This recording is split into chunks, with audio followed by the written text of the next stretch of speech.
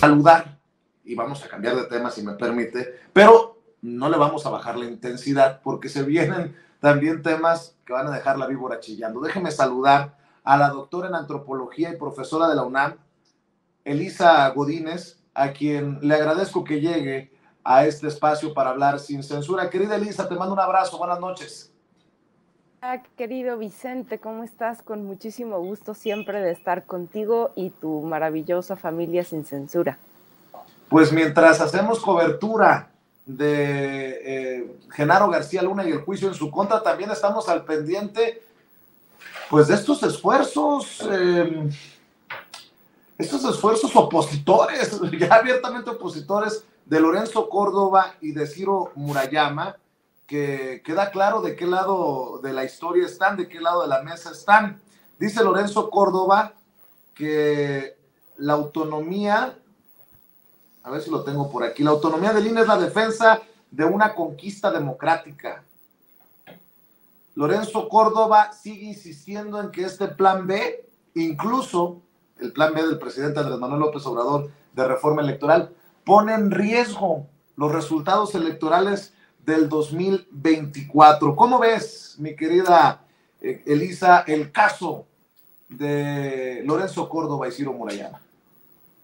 Oye, pues me parece que, digo, si quedaba duda, ya creo que ya no nos debe quedar duda de que Córdoba y su compinche Murayama, pues son abiertamente alfiles de la oposición. Y esto podría decir, bueno, eso ya todos lo sabemos. Sí, el problema es que se supone que hasta hoy, todavía le quedan unas semanas más, estos personajes son nada más y nada menos que el consejero presidente y un consejero también del Instituto Nacional Electoral. ¿Y qué significa esto? Bueno, pues significa que ellos, que tanto se jactan de ser los árbitros imparciales, las autoridades neutrales que están cuidando la democracia en el país, están abiertamente, ahora sí, en los últimos tiempos, antes también, ¿no? Pero ahora abierta y descaradamente jugando el juego de la oposición. Entonces, ¿con qué cara vienen ahora a decir que este planteamiento de reforma electoral que ha presentado el presidente López Obrador es algo así como el veneno para la grandiosa democracia que tenemos en México y que es, bueno, poco menos que la kriptonita para el Instituto Nacional Electoral? O sea, es que a mí lo que no me asombra, pero me parece el colmo del cinismo, es que se atrevan a decir esto cuando ellos están abiertamente y ya sin ningún tapujo jugando del lado de la oposición. O sea, y bueno, tal vez tendrían derecho, como todos los ciudadanos tenemos derecho a tener nuestras simpatías y eventualmente nuestras militancias, pero estos señores todavía son funcionarios que se supone tienen en su haber, pues, que ser personajes imparciales, realmente imparciales, y no están siendo imparciales.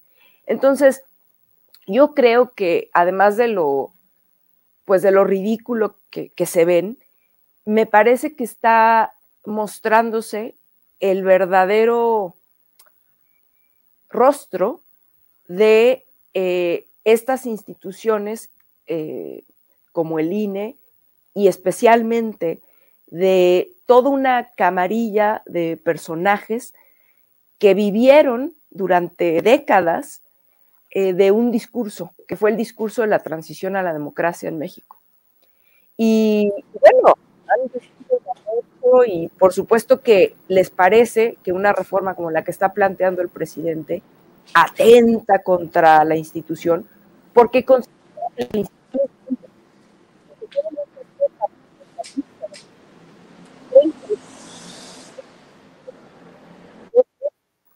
¿no? Entonces, claramente ellos dicen, no, va a ser la destrucción del INE. No. Es que lo que no quieren, para nada quieren, es dejar sus privilegios, sus fueros, su poder, el poder que han construido a lo largo de décadas, diciendo y viviendo de que ellos son los que verdaderamente han hecho posible la transición a la democracia en este país y que ellos son los guardianes y los únicos capaces de estar al frente de estas instituciones. Entonces, fíjate, estaba yo leyendo precisamente la entrevista a la que haces alusión ahora al principio, donde Lorenzo Córdoba dijo que la autonomía del INE es defender una conquista democrática.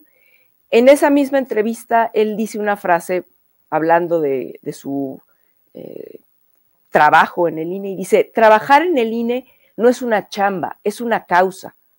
Y yo me quedé pensando, bueno, claro que es una causa, es su causa particular, no la causa de los mexicanos. Es su causa, es defender sus intereses, es defender sus privilegios, es defender los sueldos onerosos, una institución carísima, elecciones que son de las más caras en el mundo.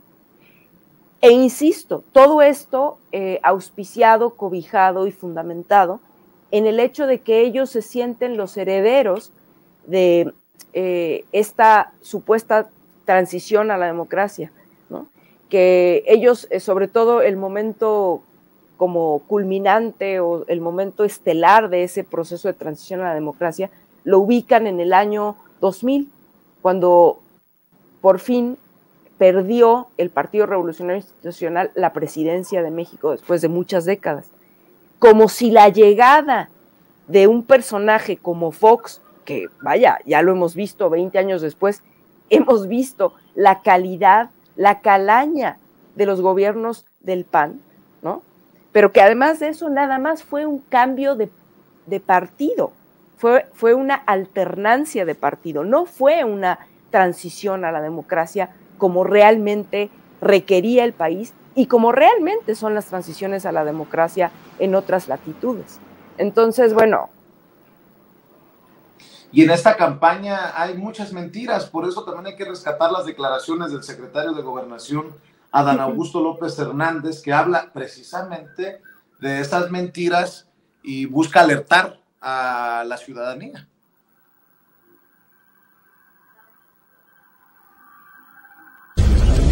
Secretario, en este tema de las aclaraciones me gustaría saber si es cierto o no que usted les ordenó a sus senadores destazar al INE. Gracias. Mire usted, si yo no tengo senadores, yo soy secretario de Gobernación, no soy ni dirigente de un partido ni de coordinador de una fracción. Es una falta de respeto de este señor Córdoba que ande diciendo eso. No, pues imagínese usted cómo nosotros vamos a hacer eso si somos los primeros en observar un respeto a otro poder, en este caso a los senadores y a los diputados federales. No, esa es otra más de las mentiras de Córdoba. Bueno, y precisamente para hablar de este y otros temas, también le doy la bienvenida a esta mesa de diálogo al diputado federal de Morena por el estado de Jalisco, Hamlet Almaguer. Espero, Hamlet, que después de 4 días ya haya contestado Lorenzo Córdoba y que ya hizo sus 1000 planas de que en materia electoral el juicio de amparo es improcedente. Dices, diputado, ¿cómo estás? Te saludo con mucho gusto y lo menciono porque parecen más panistas que los panistas, los consejeros del INE que buscarán impugnar precisamente en la Suprema Corte de Justicia de la Nación este plan B. Quiere llevarse al baile al Poder Judicial de la Federación, Vicente, a los pobres jueces de distrito los quiere sorprender. Y en los ciudadanos, buenas noches a la doctora Elisa Godínez, a toda la gran audiencia de Sin Censura y por supuesto también a ti. Lorenzo pues está en su campaña de fake news, a poco más de 60 días de dejar el Consejo General y está abusando de su posición como consejero presidente para generar pues desestabilización en el sistema democrático del país. El otro día su compañero Ciro Murayama publicó una columna en el Reforma en el que decía que se podían anular las elecciones por la reforma electoral en el plan B. Decía él que una de las causales era por haber reducido el tiempo para la sustitución de los representantes de los partidos. El sistema que tenemos en este momento, Vicente, permite que los partidos realicen cambios entre 13 y 10 días antes del día de la jornada. Es un término excesivo. Yo entiendo que era un plazo prudente cuando todo se entregaba en papel, en documentos, cuando llegaban con su nombramiento firmado y lo entregaban y constataban que sí era la persona que representaba al partido. Pero hoy todo se puede trabajar a través de plataformas digitales. La mesa directiva de casilla puede realizar en ese momento una consulta en el sistema del propio instituto y verificar que quien llega y dice que es el representante de Morena efectivamente lo es. Y un sistema muy sencillo de altas y bajas en cada uno de los 300 distritos elimina esto que ellos perciben como un riesgo. Dicen que corren riesgo los datos también porque las oficinas, los módulos del INE de credencialización van a estar en edificios de gobierno. La reforma nunca dice que van a estar en edificios de gobierno, dice en bienes inmuebles del dominio público. Y eso implica al Estado mexicano en todas sus instituciones, no solamente al gobierno. O sea, los módulos podrían estar en las preparatorias, en las universidades públicas autónomas, en las ciudades judiciales que se han construido en todo el país por el Consejo de la Judicatura Federal, los consejos estatales, en plazas públicas, en parques, en bibliotecas, en escuelas y, la verdad, hospitales, módulos de migración, por ejemplo, en las fronteras. Pero ellos cierran mucho la interpretación conforme a sus intereses.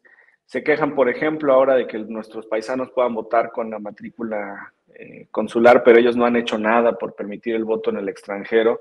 No veo una caravana del INE visitando todos los barrios mexicanos y latinos, invitando a que los ciudadanos participen en la elección del 2024, en este momento con una campaña de credencialización. Los veo muy enfocados en promocionar su libro y en cuidar a sus protegidos que están en esta red de vocales distritales y locales en todo el país, en los 300 distritos y en las 32 entidades, muchos de los cuales, Vicente, que pertenecen a la burocracia dorada, por cierto, con salarios de 60, 80, 100 mil pesos. Muchos de ellos, bueno, pues sí serían desplazados por la reforma electoral, pero esto toca a la burocracia dorada, no a las personas que trabajan en los módulos, Vicente.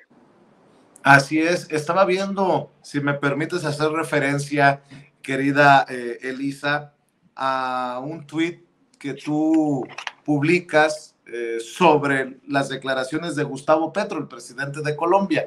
Y me llama mucho la atención porque es básicamente el caso de Andrés Manuel López Obrador con otro presidente, con otro nombre, en otro país. Para aquellas personas a las que no les queda claro, cuando hablamos de los esfuerzos conservadores, ultraconservadores, que no son exclusivos de México, sino que están concatenados internacionalmente, pues ahí está lo que dice Gustavo Petro.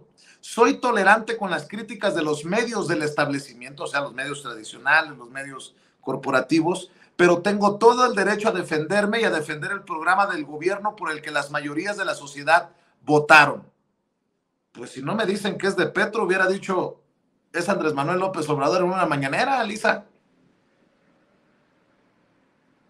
De esto que estamos comentando anteriormente, que tiene que ver con el discurso de Lorenzo Córdoba y Ciro Murayama en particular, que tiene, vaya, voy a decir lo que ya todos sabemos aquí en Sin Censura, pues, pero que no por obvio hay que olvidar.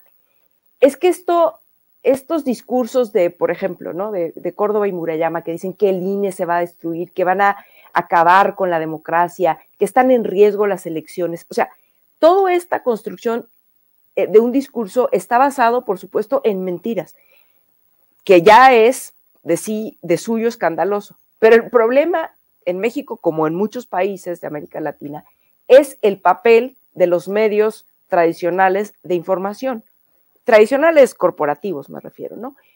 Es que uno prende la radio, como dice el presidente, o prende la televisión en estos canales corporativos y demás.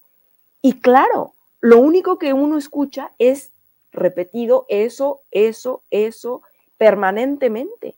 Entonces, aquí a lo que quiero hacer alusión y conectar con el caso colombiano, con el caso mexicano y con otros muchos casos en América Latina, es precisamente cómo la derecha, cómo el conservadurismo construye esta especie de como de pinza, ¿no?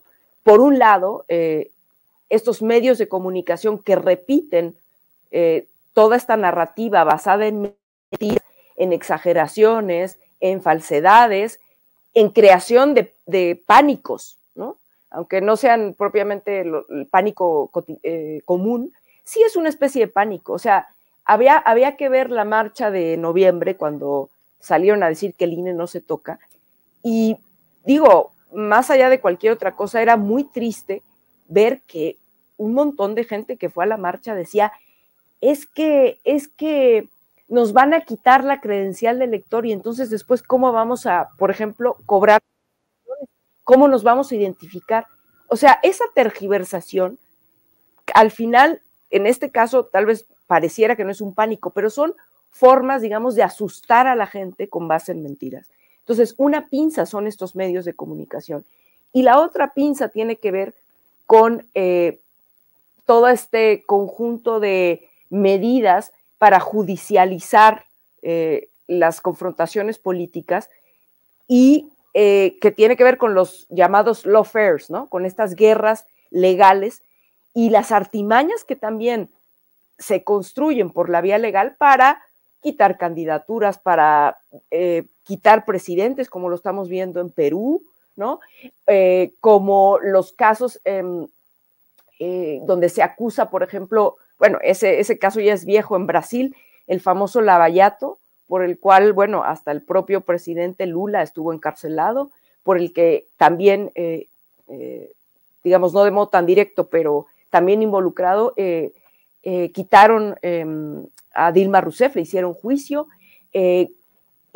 acusaciones como las que tiene que enfrentar la vicepresidenta argentina Cristina Kirchner, y cómo, bueno, ahora Petro, por supuesto, está empezando, no es que haya empezado ayer, lleva unos meses en el poder, pero es muy probable que vayamos a ver cómo los embates pues están a la orden del día, y esta derecha actúa o tiene formas de actuar muy parecidas, casi podríamos decir que hay una calca allí en toda la región, y por eso hay que estar muy atentos, porque aunque en México actualmente la popularidad y la aceptación que tiene el presidente López Obrador es muy alta, y todo indica que en el 24 muy probablemente Morena vaya a continuar en la presidencia, no debemos de quedarnos tan tranquilos, porque la derecha no actúa nunca de modo legal cuando está cuando se ve amenazada. Cuando la derecha se ve amenazada a nivel nacional, no ahora, pero ahora lo puedo hacer en esta segunda ola de los es que no les importa. Ellos usan las peores mañas, mienten, son capaces de meter a la cárcel por razones no me acuerdo de ese término que usaron como incapacidad moral o algo así, para quitarlo de la presidencia. Son capaces de alentar atentados como el que tuvo Cristina Kirchner hace unos meses. Entonces, ojo, hay que estar muy atentos porque no hay derecha no peligrosa. No hay derecha no peligrosa, dice Elisa. Mi querido Hamlet, bueno, esta derecha ahora dice que no está listo el AIFA, y si está listo, hoy el presidente literalmente le marcó desde la mañanera al director del Aeropuerto Internacional Felipe Ángeles. Si por esta derecha fuera, meterían a la cárcel a Delfina Gómez, sabiendo, no por otra cosa, obviamente es infundado, sabiendo que les va a ganar en el Estado de México. Bueno, esta derecha que dice que el hecho de que los militares hayan entrado a intentar hacer los honores a la bandera al Pleno es como el inicio de un golpe militar suave, dice Cuadri, secundado por Mariana Gómez del Campo, por todos estos personajes para defender a el presidente de la mesa directiva de la Cámara de Diputados, Santiago Krill. En eso andamos, Hamlet. Sí, hay un debate en todos los espacios posibles, en el Parlamento, en el Poder Judicial, desde los órganos autónomos que en tiempos del neoliberalismo pues fueron utilizados para colocar a sus amigos incondicionales, desde los medios tradicionales de comunicación y pocos espacios, Vicente, como el tuyo, para poder defender las políticas del presidente de la República y hablarle a la ciudadanía con verdad. Mira, el Plan B tiene muchas virtudes y yo estoy seguro que si vamos el día de la marcha y le preguntamos individualmente a los asistentes lo siguiente, nos van a decir que sí. ¿Está usted a favor de que existan 25 postulaciones para integrantes de comunidades, de grupos en situación de vulnerabilidad, tales como indígenas, afromexicanos, personas con discapacidad, de la diversidad sexual, migrantes y jóvenes? Y te van a decir que sí. ¿Está usted de acuerdo en que se permita ampliar el derecho al voto para nuestros hermanos migrantes que viven en Estados Unidos y en los demás países? Y te van a decir que sí. ¿Está usted de acuerdo en pagarle a un servidor público mientras no trabaja? Y te van a decir que no. Y eso es lo que está planteando la reforma electoral en el Plan B. 3 ejes fundamentales. Protección a las acciones afirmativas, ampliar el derecho al voto para los mexicanos del exterior, a quienes reconocemos, apreciamos y agradecemos enormemente por su esfuerzo. Mandaron el año pasado 58,000 millones de dólares a México. Muchas entidades federativas de la República tienen una economía estable gracias a miles de millones de dólares que llegan en remesas. ¿Cómo no, por un lado, como mayoría de Morena, vamos a darles espacio de representación en la Cámara con acciones afirmativas y con el otro ampliarles el derecho al voto para que lo puedan ejercer con matrícula? ¿Cómo no vamos a buscar aplicar los principios de austeridad en todas las instituciones del Estado? Esos son los recursos que los ciudadanos pagan con sus impuestos.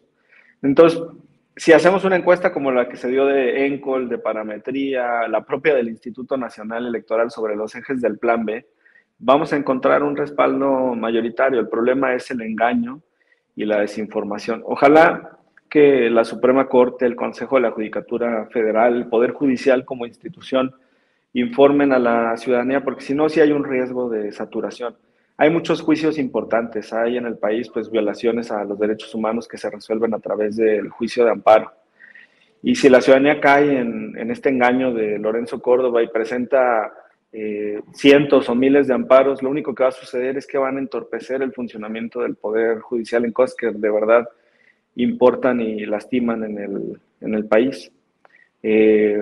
Vamos a enviar un oficio al Poder Judicial de la Federación solicitándole simplemente que hagan una mayor difusión de su jurisprudencia en la que afirman que el amparo es improcedente en materia electoral. Y eso ya lo resolvió el Pleno de la Suprema Corte de Justicia de la Nación. Y sobre los ataques de la derecha se están dando en toda la región para desestabilizar a los gobiernos democráticamente electos, porque pues han perdido poder, el poder económico ha perdido margen de maniobra en el poder político y esto pues evidentemente no los tiene contentos, pero vamos muy bien para la presidencia de la República, para la mayoría en el Senado y en la Cámara. Muy importante lograr mayoría calificada. Vamos muy bien en el Estado de México con Delfina y es resistir y transformar, es lo que tenemos que hacer, Vicente. Para cerrar, yo sé que este va a ser un tema de esos candentes. Seguramente estará sonriendo cuando escuche de qué tema se trata Hamlet Almaguer. El presidente hoy le puso una, pues no sé si arrastrada a Ricardo Monreal al reconocer diferencias de visión, de política, que son de fondo y no politiqueras, dice el presidente. Para mí esto descalifica la posibilidad de que Ricardo Monreal sea el sucesor del que hoy encabeza este proceso de transformación, pero al final es mi opinión. El presidente reconoció en la mañanera que tiene diferencias con el coordinador de Morena en el Senado, Ricardo Monreal. Abordó una declaración de Monreal, de quien dijo difiere sobre optar por el derecho sobre la justicia. Y cito, el otro día, no sé si fue cierto o lo leí mal, pero Ricardo Monreal, con el que no tengo yo diferencias, sostuvo, o sí tengo algunas diferencias, pero es normal en la democracia. No podríamos pensar todos de la misma manera, sería muy aburrida la vida, ¿no? Parece que dijo que él estaba a favor del derecho más que de la justicia, porque yo sostengo lo opuesto y lo sentí como una réplica, una respuesta, y es bueno el tema, muy bueno, expresó al lanzar esta crítica a la Suprema.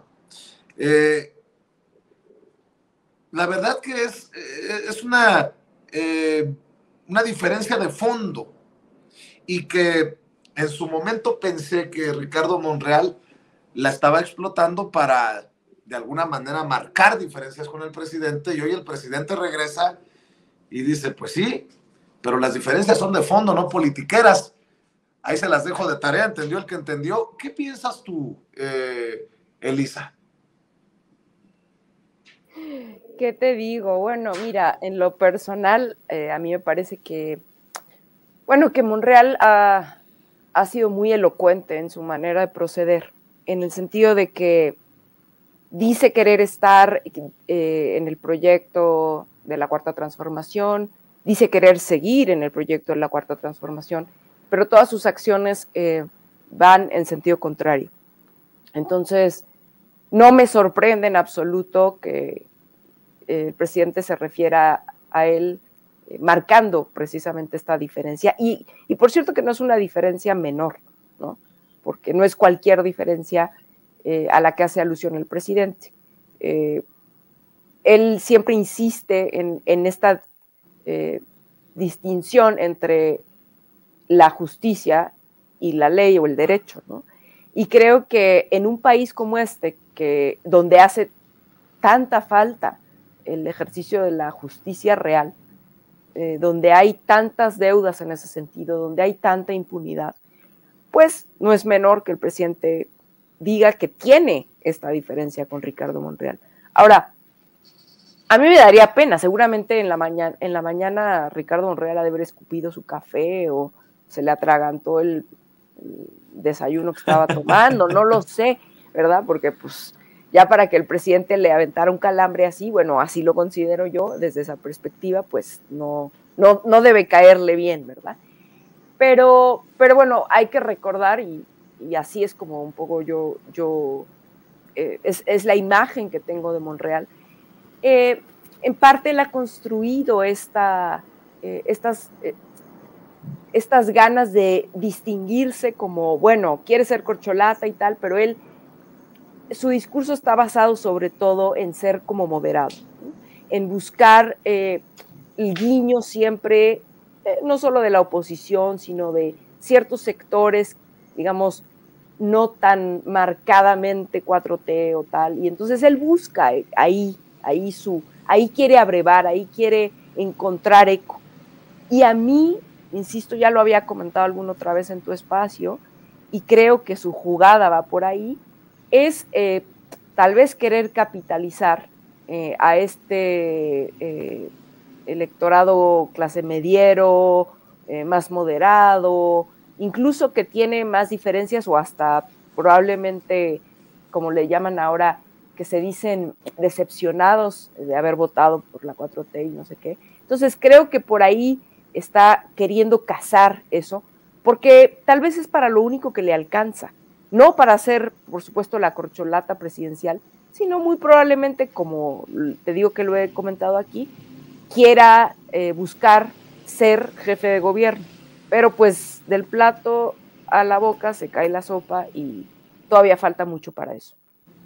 Así es. ¿Cómo ves tú esta diferencia marcada a la que se refiere el presidente Andrés Manuel López Obrador entre él y Ricardo Monreal? A mí me quedó claro, dice el presidente, ya estamos grandes, que cada quien se haga responsable. Ahí está el raspón, Hamlet Almaguer. Pues hay momentos de definición, Vicente, y este es uno. Y como bien dice Elisa, pues él está muy inclinado hacia la derecha. Yo conozco moderados, hay moderados en la Cámara. Y yo te diría que lo veo más como un representante de la oposición. Sus votos pues hablan por sí mismos. Yo creo que esa es la mejor manera de expresar si uno está o no a favor de la cuarta transformación. No solamente con lo que uno dice o escribe, sino de la manera en la que uno vota. Y él pues votó en contra de la reforma electoral. Sí, es probable que busque el gobierno de la Ciudad de México. Hizo un ensayo, ¿no?, con su pupila Sandra Cuevas, de quien ya hemos platicado sobre la campaña negra que emprendió contra la jefa de gobierno y que está siendo objeto de investigaciones por la Contraloría y la Fiscalía. Pero pues yo creo que tendría que ser candidato de la oposición, porque no veo condiciones para que sea el candidato de Morena. Yo veo que la lista en Morena es muy sólida. Hay mujeres y hombres que sin ningún problema podrían cumplir con la labor de ser jefe de gobierno de la Ciudad de México. Claramente las encuestas pues señalan, entre otros, a la alcaldesa de Iztapalapa, Clara Brugada, al secretario de gobierno, Martí Batres, al presidente nacional del partido, Mario Delgado, al secretario de Seguridad de la Ciudad de México, Omar García Harfuch, a la secretaria de Seguridad, Rosa Isela, entre muchos otros. Entonces, pues no lo veo ni en la lista de corcholatas para la presidencia, ni tampoco creo que sea un digno representante de Morena para postularse a la jefatura de gobierno de la Ciudad de México. Igual y presiona con el rompimiento y con pues la jugada, digamos, de irse como candidato de la oposición, pero habrá que estar muy, muy atentos a eso y a ver cuántos lo siguen en esa aventura. Por el momento, algunos lo han acompañado en sus votaciones en contra de la reforma electoral y en la operación también, y en sus declaraciones a los medios, pero a ver si lo acompañan en el rompimiento con el partido. En el caso de que no le den, por supuesto, no la va a tener la candidatura a la presidencia de la República y tampoco le den la candidatura a la jefatura de gobierno de la Ciudad de México. Igual y se regresa a la alcaldía Cuauhtémoc, no sé. Querido Hamlet, ¿por qué no cerramos invitando a la gente a tus redes sociales, diputado? Muchas gracias, Vicente. Buenas noches a la doctora Elisa. Me encuentran en Twitter como Hamlet_Almaguer, todas las demás redes sociales Hamlet Almaguer. Ayer teníamos un diálogo con algunos investigadores de la Universidad de Guadalajara, de distintos departamentos, sobre la reforma del Plan B.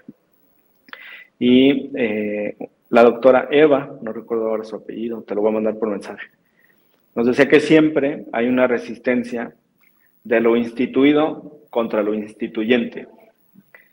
Lo instituyente, lo novedoso, la cuarta transformación, lo disruptivo, el cambio, la transformación del país, pues siempre va a encontrar esas resistencias de la derecha, de los conservadores, por eso les decimos así, conservadores. Pero con apoyo del pueblo, con su voto en las urnas, vamos a triunfar, Vicente, y esto sigue en 2024 y más para adelante. Muy buenas noches a todas y a todos.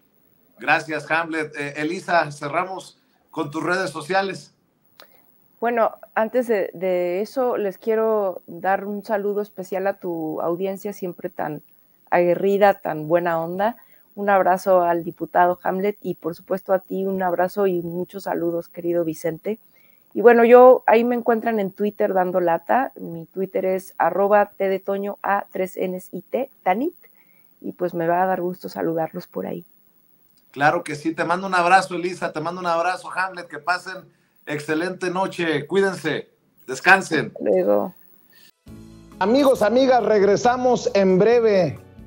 Pero mientras seguimos hablando sin pelos en la lengua, sin censura, usted puede suscribirse a nuestros 3 principales canales en YouTube. Sin Censura Media, en donde tenemos más de 1.600.000 suscriptores. Sin Censura TV, en donde tenemos más de 1 millón de suscriptores.